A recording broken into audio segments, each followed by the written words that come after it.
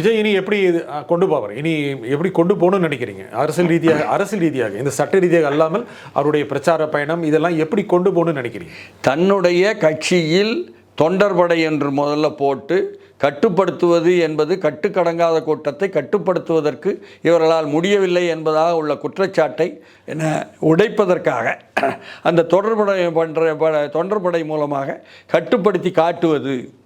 ஏன்னா தமிழ்நாட்டில் அதிமுக மீண்டும் ஆட்சிக்கு வராங்கன்னா அவங்க மாபெரும் பேரணிகள்லையோ மற்றதோ அணிவகுப்புன்னு சொல்லி தொண்டர்படை மூலமெல்லாம் காட்டுவாங்க.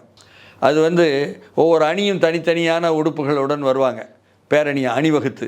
இதன் மூலம் ஒரு ஃபோர்ஸை ஒரு படை வரிசை மாதிரி காட்டுறது. அதிமுக என்பது ஒரு படை அப்படிமாங்க, ஏன்னா திமுக என்பது ஒரு கோட்டை அப்படிம்பாங்க. அதை சொல்லணும்னா அப்படிப்பட்ட கட்டமைப்புகளையும் கட்ட வேண்டிய தேவைகளை உணர்வாங்க, அதை செய்வாங்க. என்ன அதுதான் எதிர்பார்ப்பது.